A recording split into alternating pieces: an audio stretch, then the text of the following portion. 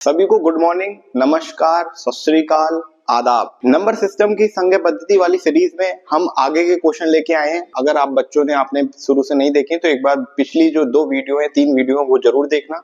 और आगे की सीरीज में इससे पहले वाली कल में हमने रिवीजन करा था स्थानीय मान और एक होता है आपका अंकीय मान। इसके कुछ क्वेश्चंस और बचे हुए हैं वो हम करते हैं। पहला क्वेश्चन है आपका 17.4236 में अंक 6 का स्थानीय मान ज्ञात करो। स्थानीय मान को फिर से बता देता हूं। स्थानीय मान का मतलब होता है प्लेस वैल्यू। इसमें आपको 4 ऑप्शन दे रखे हैं। 6 की प्लेस वैल्यू क्या होगी? सबसे पहले 6 को देख लो कहां आता है, ये आ रहा है 6 भाई, ठीक है। डेसिमल के बाद है, 4 नंबर की बात है, तो इसको तरीका क्या होता है इसको मैं बता दे रहा हूं। जो भी जैसे पहला नंबर आपका 4 डेसिमल के बाद है तो 4 का स्थानीय मान क्या होगा? 4/10। 2 का स्थानीय मान क्या होगा? 2/100, ठीक है। 3 का स्थानीय मान क्या होगा? 3/1000। 6 का क्या हो जाएगा? 6/10,000।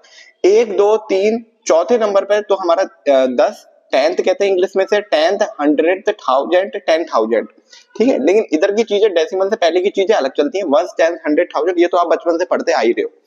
तो इसका मतलब हमारा आंसर क्या होगा? 6/10,000 इसका करेक्ट आंसर हो जाएगा फर्स्ट वाले का। एक थोड़ा सा टाइम लेके आप पहले आंसर बता देना ताकि वीडियो बाद में देखना, ठीक है। अगला क्वेश्चन जो आपको लिखा हुआ है आप एक पॉज कर लीजिए सब लोग वीडियो को और आंसर इसकी बताने की कोशिश करिए। मैं अभी बताता हूँ 1 मिनट में। 28 36 70.4315 में अंक 8 तथा 1 के स्थानीय मानों का गुणनफल ज्ञात करो। गुणनफल का मतलब बता दे रहा हूँ आपको, मल्टीप्लाई होता है, यानी कि 8 का और 1 का आपको स्थानीय मान निकालना है मेरे भाई। निकाल दो जल्दी से, देखते हैं सबसे पहले कौन आता है आंसर। कमेंट करो जल्दी से, आप देख के फिर मैं करता हूं। कर दिया होगा। अब मैं इसको सॉल्व करता हूं। आप देखो सबसे पहले 8 और 1 कहां आता है। ये हो गया हमारा 8 है, ये हमारा 1 है, ठीक है। 8 का स्थानीय मान क्या होगा? 1 इकाई, दहाई, सैकड़ा, हजार, 10,000, यानी कि क्या हो गया ये, इसकी जो प्लेस वैल्यू होगी वो ये होगी 80,000। या फिर ऐसे भी लगा लो, 8 के बाद 1 2 3 4 नंबर है तो 4 जीरो मैंने लगा दिए। इनका गुणनफल पूछा है, मल्टीप्लाई होता है गुणनफल का मतलब। अब 1 का स्थानीय मान क्या होगा? 10 100 1000, यानी कि 1/1000, ठीक है। फिर से बता रहा हूँ, 10th 100th 1000 है ना, 10 बटे में आता है नीचे, फिर 100 आता है बटे में, फिर 1000 आएगा। तो यानी कि इसकी हम गुणनफल यहाँ पर लिखा था गुणनफल, तो हमने गुणा वही कर दी। अब देखो काटते हैं 3 जीरो 3 जीरो करके, तो मेरे भाई बहुत ही सरल आंसर हो गया 80। 80 जिनका भी आ रहा है आंसर वो करेक्ट है, यानी कि बी ऑप्शन आपका करेक्ट हो गया।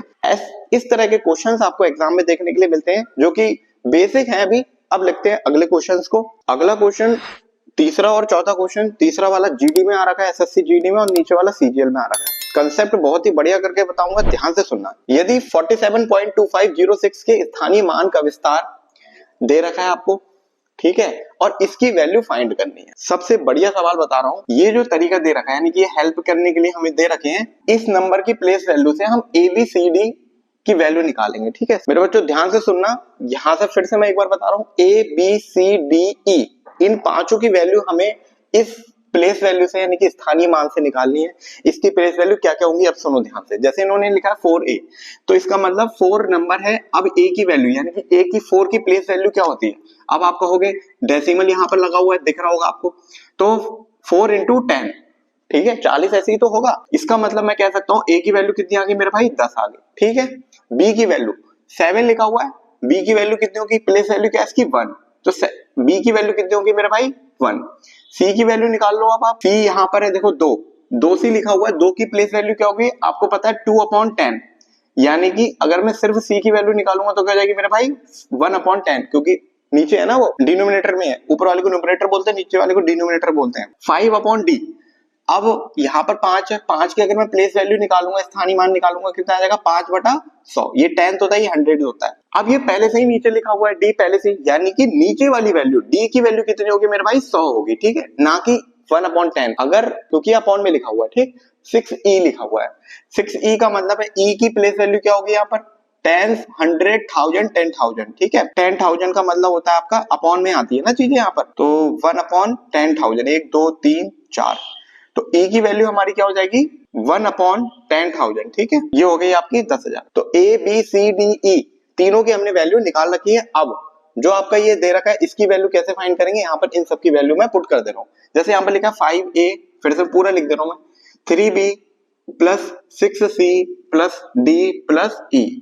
अब इनकी जगह हम वैल्यू पुट कर दे रहे हैं भाई, ध्यान से सुनना। अब A की वैल्यू कितनी थी? 10, 5 × 10 b की वैल्यू कितनी है 1, 3 इंटू 1 प्लस c की वैल्यू 1/10, ये लिख दिया मैंने। इसको मैं ऐसे भी लिख सकता हूँ 6/10 लिख दे रहा हूँ, नीचे ही वो 10 है तो d की वैल्यू 100 हो गई। e की वैल्यू कितनी है 1/10,000, ठीक है, तो 1/10,000 हो गया। अब इसको सॉल्व करते हैं, आपकी कैलकुलेशन अगर सही नहीं है फिर भी देख लो। 5 50 हो गया आपका, जिसकी 3 इंटू 1 3, ये 0.6 बोलूंगा मैं से।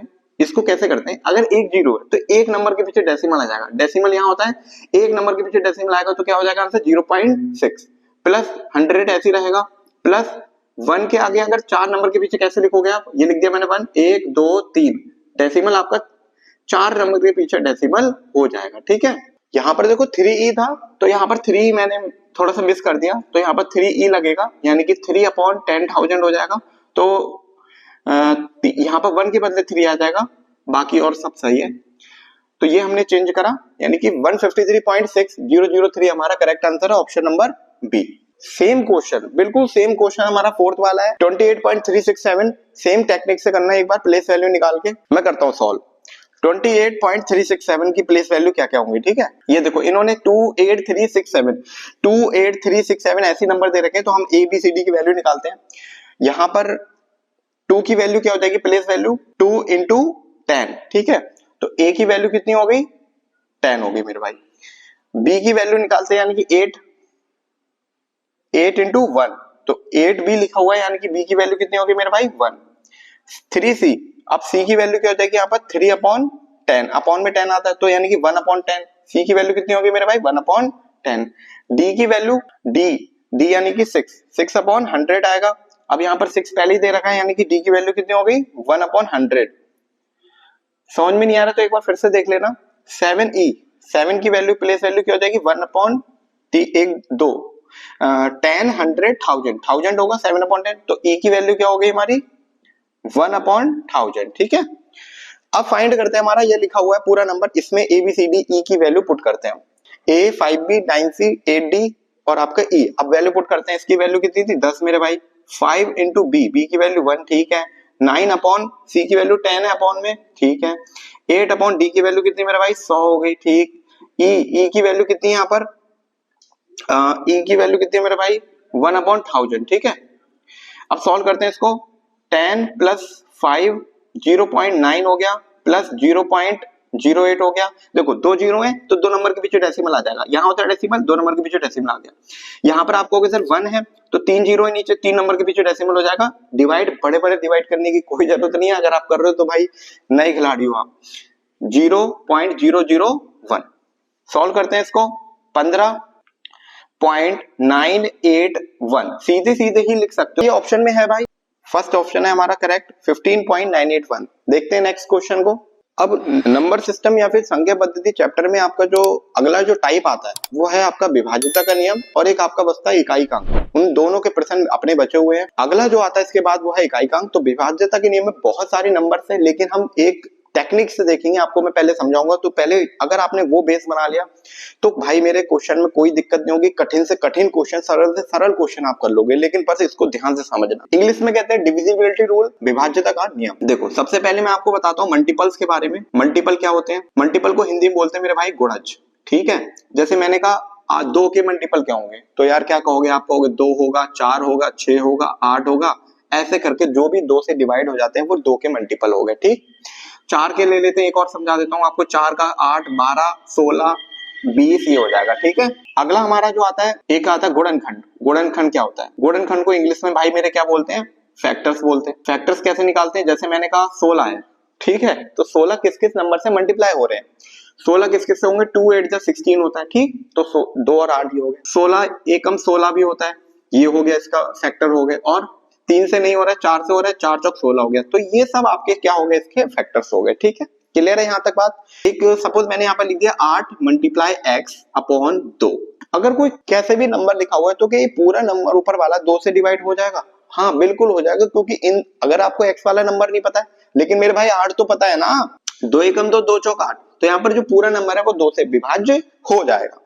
एक और तरीका देख लो, सपोज यहाँ पर लिखा है 51 मल्टीप्लाई x और यहाँ पर लिखा हुआ है आपका 2। इस कंडीशन में या फिर यहाँ पर लिखा हुआ है 5 ले लो आप, 2 कहोगे बार बार 2 ले लिया, यहाँ पर 5 ले। अब आपको पता है 51 तो 5 के पहाड़े में नहीं आता, लेकिन अगर इस x की वैल्यू 5 की गुणज है, जैसे 10 है 15 है, तो 100% ये पूरा नंबर 5 से डिवाइड हो जाएगा। इतना अगर समझ में आ गया तो आगे चलते हैं। ठीक है, बहुत इंपॉर्टेंट आपका है विभाज्यता का नियम। 2 से लेके चलेंगे हम। सबसे पहले हमारा आता है 2। ठीक है, सबसे पहले मैंने लिख दिया मेरे भाई बड़ा बड़ा 2, जिनका लास्ट डिजिट यानी कि इकाई का अंक, जिनका लास्ट डिजिट के पीछे 0 2 4 6 8 अगर ये लिखा हुआ है तो वो कितनी भी बड़ी संख्या हो वो 2 से डिवाइड या फिर विभाज्य हो जाएगी। मेरे आप कहोगे ठीक है लास्ट डिजिट करके भी दिखा दो भैया। उदाहरण ले लेते हैं हम, यहाँ पर मैंने लिख दिया ये। ठीक है, अब आप बताओ 2 से ये संख्या डिवाइड होगी? बिल्कुल होगी, क्योंकि इसकी लास्ट डिजिट कितनी है मेरे भाई? 0। अगर यहाँ 2 होता तो भी ये पूरी तरह 2 से डिवाइड होता। अगर यहाँ 4 होता, 6 होता, 8 होता तो ये 2 से डिवाइड हो जाएंगे। आपको डिवाइड करने की जरूरत नहीं है, तुरंत बता दोगे सेकंड में। ठीक है, मजा आ गया। तीसरी 3 की डिविजिबिलिटी रूल, इंग्लिश में बोलते हैं sum of all digit. Sum of all digit यानी कि सभी संख्याओं को जोड़ कर अगर वो पूरी संख्या 3 से विभाज्य है तो वो पूरा नंबर भी 3 से डिवाइड हो जाएगा। कैसे करके? अगर आप इसको लोगे या कोई और नंबर ले लेते हैं, चलो यहाँ पर 1 6 5 3 कितना भी बड़ा नंबर ले लो, आपको कुछ नहीं करना, इन सबको जोड़ देना। ठीक है, जोड़ दो, इन संख्याओं को जोड़ना। मतलब कितना हो गया? 5 5 और 6 11, 5 और 6 11, 11 5 16, 16 और 5 21। आप बताओ 21 3 के पहाड़े में आता है क्या? बिल्कुल आता है। यानी कि पूरी संख्या ये 3 से डिवाइड 3 से विभाज्य हो जाएगी। सिर्फ आपको इतना देखना है। अगर यहाँ 22 होता है, इनको सभी संख्याओं को जोड़ के, तो 3 से डिवाइड नहीं होता। क्लियर है? बिल्कुल बात पॉइंट है। तो कितनी भी बड़ी संख्या हो उनको जोड़ करके बताना है, तो ये हमारा 3 का विभाज्य नियम। फिर आता है 4 का विभाज्य नियम। आप कहोगे 4 का क्या होता है? 4 की अगर 2 की घात देखेंगे कितना होता है मेरे भाई? 2। 2 की घात 2 होता है। इसका मतलब अंतिम लास्ट 2 डिजिट अगर किसी भी बड़े नंबर की डिवाइड हो जा रही है तो पूरा नंबर भी 4 से डिवाइड हो जाएगा। आपको कैसे करके दिखाओ एक बार? लास्ट की 2 डिजिट, ठीक है, जैसे मैंने यहाँ पर ले लिया 32, ये ले लिया। अब आप पूरी संख्या देख रहे हो, आप पता है आपको 2 से डिवाइड हो रहा है, हमें 3 का तो देख ही नहीं रहा है, 4 का देख रहे हैं। 4 का नियम क्या है? ये तो एक टेक्निक है कि 2 की घात 2 आ रही है, यानी कि अंतिम 2 संख्या अगर 4 से भाज्य हो रही है तो पूरा नंबर आपका 4 से विभाज्य हो जाएगा। ये है आपकी 4 की ट्रिक। ठीक है, उदाहरण आप बहुत सारे ले सकते हो मेरे भाई। ये लो, आप ये ले लो 6 1 16 ऐसे ले लो। ठीक है, ये भी 4 से डिवाइड हो जाएगा। अगला आता है हमारा 5 का। ये लिखते रहना कॉपी में प्रॉपर्ली, बहुत ही इंपॉर्टेंट चीज है ये। 5 का क्या होता है? लास्ट डिजिट जिसकी 0 और 5 है वो पूरा नंबर 5 से डिवाइड हो जाएगा। ठीक है, एग्जाम्पल तो कोई आपको जरूरत ही नहीं है यार, एग्जाम्पल कुछ भी ले लो। ये ले लो, एक लास्ट डिजिट 0 होनी चाहिए या फिर लास्ट डिजिट जो है 5 होनी चाहिए। 9 9 5। ठीक है, ये पूरी संख्या आपकी 5 से डिवाइड हो जाएगी। आते हैं 6 पे। रूल ऑफ 2 and 3 यानी कि 2 और 3 का नियम लगेगा इसमें। 6 से वो संख्या डिवाइड हो जाएगी तो 2 से भी डिवाइड होती है और 3 से, यानी कि इन 2 और 3 का जो नियम है, 2 3 6 भी होता है, ऐसे भी समझ लेना। 2 और 3 का नियम दोनों का जिसमें लगेगा वो 6 से विभाज्य हो जाएगी। जैसे आपका ये ले लेते हैं 1 4 6 5 3 2। ठीक है, समझ में नहीं आ रहा तो तुरंत बता देना क्या चीज में डाउट हुई है, अगर कोई गलती हो जाती है तो भी बता देना। ठीक है, ये नंबर 2 से डिवाइड हो जा रहा है, ठीक है भाई, 3 से भी हो रहा है, इन सबको जोड़ के 21 आ रहा है, ये पता है, यानी कि 2 से भी हो रहा है 3 से भी हो रहा है, इसका मतलब ये नंबर 6 से डिवाइड हो जाएगा। तो सभी नंबर 2 और 3 से डिवाइड होने वाले 6 से डिवाइड हो जाते हैं। 7 का मतलब 7 का थोड़ा कठिन है, मतलब इतना रूल पढ़ोगे इससे बढ़िया डिवाइड ही कर दो। ठीक है, 8 का ले लेते हैं मेरे भाई। अब आप 8 को देखोगे तो इसकी घातें कितनी होती है? 3। 2 की घात 3 को 8 बोलते हैं, यानी कि लास्ट 3 डिजिट, अंतिम 3 इकाई के अंक डिजिट अगर किसी भी नंबर की 8 से भाज्य हो जा रही है तो पूरा नंबर 8 से भाग हो जाएगा। कैसे करके भैया? करके दिखा दो जरा। कोई नंबर यहाँ पर ले लो 2 0 7 5 3 8। ठीक है, अब अंतिम की 3 संख्या, अंतिम की 3 डिजिट 728 है।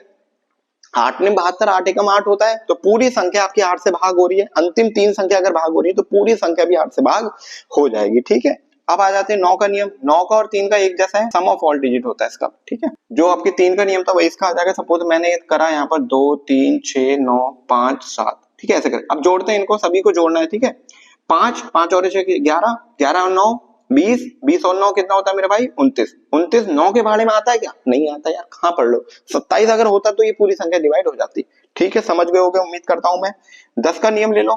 10 का में क्या होता है? लास्ट डिजिट भाई ये तो बच्चे को ही पता होगी, अगर अंतिम में लास्ट डिजिट 0 है तो वो 10 से विभाज्य हो जाएगा। ये था हमारा विभाज्यता का नियम। अब कुछ और देखते हैं। जैसे मैंने कहा कि 16 का सर अगर आ गया तो क्या होगा? तो 2 की घात कितना होता है? 4, यानी कि अंतिम 4 डिजिट। आपका 32 देखोगे, 32 का विभाज्य का नियम 2 की घात 5, तो 5 लास्ट 5 डिजिट 32 से डिवाइड होनी चाहिए, पूरा नंबर 32 से डिवाइड हो जाएगा, तो खैर बड़ा है। लेकिन सबसे जो मेन चीज थी वो आपकी 2 3 4 5 6 7, 7 तो नहीं 8 9 10, ये मोस्ट इंपोर्टेंट चीज है। पहले भाई मेरे बच्चों ये याद कर लेना, आपको किसी भी तरह से किसी भी सवाल के लिए आपको याद होनी चाहिए। अब मैं चलते हैं इसके क्वेश्चंस की तरफ, जो कि कैसे क्वेश्चंस इसके आते हैं वो हम देखते हैं। ठीक, उम्मीद करता हूँ आपको डिविजिबिलिटी का नियम जो है याद हो गए होंगे, समझ में भी आए होंगे। अब उससे जुड़े हुए सवाल एग्जाम्स में किस तरह से आए हुए, वही मैंने एक पेपर रखे मेरे पास बहुत सारे, उसी से मैंने उठा लिए हैं। तो यदि ये बड़ा नंबर आपको दे रखा है 8 से भाज्य है, यानी कि डिविजिबल है, 8 से डिविजिबल है, तो रिमाइंडर क्या होगा, यानी कि शेषफल ज्ञात करें। ठीक है, शेषफल का मतलब होता है आपका रिमाइंडर। कोई दिक्कत नहीं है, आपको 8 का नियम अभी मैंने बताया, 725 की अंतिम 3 संख्या, ये भी मान लो भूल गए आप तो 2 की घात 3 होता है, यानी कि 3 सिर्फ इसी में अप्लाई होता है, यानी कि अंतिम 3 संख्या अगर 8 से डिवाइड हो रही है तो पूरा नंबर 8 से डिवाइड हो जाएगा, ये अपने विभाज्य से बड़ा। लेकिन पूछ ये रहा है कि शेषफल ज्ञात करो, तो 725 को मेरे भाई 8 से डिवाइड कर दो, आप क्या दिक्कत आ रही है, 8 ने 72, ठीक है, 9 8 से 72, बचा कितना 5, तो रिमाइंडर ही पूछा था, सरल क्वेश्चन था, खत्म हो गया आपका। ऑप्शन में है, बिल्कुल है मेरे भाई 5। ये वाला आप करिए पॉज करके वीडियो को, फिर देखते हैं इसका आंसर क्या आता है। अब 16 से विभाज्य है, ये कोई बड़ी संख्या दे रखी है 16 से विभाज्य, तो रिमाइंडर फाइंड करना है आपको। 16 का मतलब होता है 2 की घात 4, ठीक है, यानी कि अंतिम 4 संख्या अगर 16 से डिवाइड है तो वो पूरी संख्या 16 से डिवाइड हो जाएगी, लेकिन रिमाइंडर ज्ञात करना है, तो कोई दिक्कत नहीं, 16 से इसको डिवाइड कर देंगे। 39 78, ठीक है, 16 का पहाड़ा भाई आता ही होगा आपको, 16 दूनी 32 हो जाएगा, कितना बचा मेरे भाई 7 बचा, यहाँ भी 7 बचा, 16 चौक 64, 16 चौक 64 माइनस कर दो आप, 7 में से 4 गया 3, 7 में से 6 गया 1, यहाँ बचा 8, ठीक है, 16 अट्ठे 128, 16 अट्ठे 128 हो गया, रिमाइंडर कितना बच रहा है 10, तो आपका आंसर क्या हो गया, ए ऑप्शन आपका करेक्ट है, इसमें 10 आंसर है आपका। ठीक है, देखते हैं नेक्स्ट क्वेश्चन। अगला क्वेश्चन आपका यूपी कांस्टेबल का है, यदि 4957x 2 से विभाज्य है तो x के संभावित मान क्या है। ज्यादातर बच्चे इस क्वेश्चन को गलत करते हैं, ध्यान से सुनना। 2 से विभाज्य आप कहोगे अंतिम में अगर 0 2 4 6 8 आ जाए, इसका मतलब आप देखोगे 8 भी आ रहा है, 6 भी आ रहा है, तो आप गलती करके 8 भी लगा, तो आपका आंसर गलत हो जाएगा। फिर मैं बता रहा हूं यहाँ पर पूछ क्या रहा है, x के संभावित मान, यानी कि x की जगह कितने नंबर आ सकते हैं। ठीक है, तो भाई आपको पता है इसका नियम क्या होता है, जिसके अंतिम में 0 2 4 6 8, ये टोटल कितने मान है, मतलब कितनी चीजें हैं, संभावित मान कितने हैं इसके, 5 है ना, तो ऑप्शन नंबर ए आपका करेक्ट होगा। ठीक है, तो ये ध्यान रखना है, छोटी छोटी गलतियां बच्चे करते हैं। अगला क्वेश्चन सेम है, आप लोग पॉज करिए, इसका आंसर बताइए।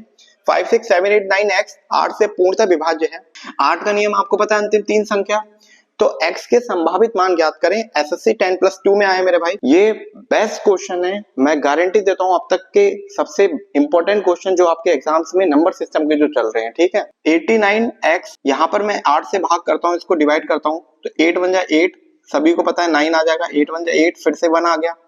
अब x की जगह मैं क्या लिखूं कि यहाँ पर कितने संख्या लिख दूं, मतलब मैं कि यहाँ पर जो है 8 से डिवाइड हो जाए वो, तो संभावित मान तो यहाँ पर नहीं होगा, मान ज्ञात करें, x का मान होगा यहाँ पर ना, x का मान ज्ञात करें, तो यहाँ पर क्या होगा, x के बदले 6 होगा, तभी तो 16 हो सकता है, और कुछ तो होगा नहीं, क्योंकि 8 के पहाड़े में 16 ही आता है, 10 और 20 के बीच में, तो यानी कि 6, तो आंसर क्या हो गया हमारा 6। अब अगले क्वेश्चन आपके, ये नया टाइप है, इस टाइप में आपको देखना है कि यदि 497 इन्होंने क्या करा, एक्स वाई दे दिया, दो नंबर एक साथ लिखे हुए हैं, 4 से विभाज्य हैं, तो एक्स वाई के सभी संभावित युग्म क्या होंगे, यानी कि टोटल एक्स वाई के बदले कितने नंबर्स आ सकते हैं। ठीक है, 4 से डिविजिबल, अगर वो नंबर 4 से डिविजिबल, अब आपको 4 का डिविजिबल नियम पता है कितना होता है, लास्ट 2 डिजिट होता है, लास्ट 2 डिजिट, इसका मतलब ये है कि ऑप्शन में तो भाई बहुत तगड़े दे रखे हैं, यानी कि 0 0 भी आ सकता है। देखो 4 से डिवाइड करते हैं अपने, 4 एकम 4, 4 दूनी 8, एक हासिल बचा 17 हो गया, 4 चौक 16, एक हासिल बचा 10 हो गया, 4 दूनी 8, 2 हासिल बचा, यानी कि 0 हो जाएगा, यानी कि 0 0 हमारा अगर लास्ट में होगा तो वो 4 से डिवाइड हो जाएगा। अब 4 के डिविजिबिलिटी नियम आपको पता होने चाहिए। ठीक है, क्या क्या आ सकते हैं यहाँ पर, 0 4 आएगा मेरे भाई, 0 8 आएगा, 0 12 हो गया, डॉट डॉट डॉट करके 2 डिजिट है, 2 डिजिट की सबसे बड़ी संख्या क्या होगी 96, ये हो गया हमारा 96। ठीक है, अब यानी कि ये सभी नंबर्स के लिए कितने नंबर्स होंगे, तो आप ये गिन थोड़ी सकते हो, इसके लिए एपी का सबसे बढ़िया फॉर्मूला लगा दो आप, कौन सा क्या होता है formula, an equal to a plus n minus 1 into D. an कितना है मेरे भाई 96, फर्स्ट डिजिट कितनी है a बोलते हैं मतलब पहला पद, ठीक है, ये वाला होता है लास्ट डिजिट, ठीक। n का मतलब हमें निकालना है कुल कितने पद यानी कि कितने नंबर्स हैं, ये हमें निकालना है। d का मतलब होता है अंतर, तो इनमें कितना अंतर है भाई, 4 का अंतर है, कोई दिक्कत होनी नहीं चाहिए। फिर से एक बार बता दे रहा हूँ, an का मतलब अंतिम पद यानी कि 96 मैंने लिख दिया, a हमारा 0 हो गया, n-1 ऐसे ही रहेगा, d का मतलब 4 हो गया, ठीक है। अब करते हैं इसको सॉल्व, ये इधर जाएगा 0 तो 96 ही रहेगा, 96 माइनस 0, लो भाई लिख देता हूँ यार, आपको अभी लिख नहीं रहा, 96 हो गया। अब ये जो चीज मल्टीप्लाई में वो डिवाइड में चले जाती है, इतना तो पता होना चाहिए। ये मल्टीप्लाई में 4, ये डिवाइड में आ जाएगा 96 के, तो ये कट जाएगा कितने बार में, 4 दूनी 8, 4 4 चौक 16 यानी कि 24। अब माइनस इधर लिख देता हूं मैं, माइनस इक्वल टू 24, ठीक है, n-1 इक्वल टू 24, माइनस की जो उधर जाके क्या हो जाती है प्लस में, n इक्वल टू 24 प्लस 1, कितना हो गया n की वैल्यू 25, ऑप्शन में है तो भाई करेक्ट आंसर आपका कितना होगा 25, ठीक है। सेम क्वेश्चन आपका इसी पे बेस है, आप लोग पॉज करके इसका आंसर बताइए मुझे।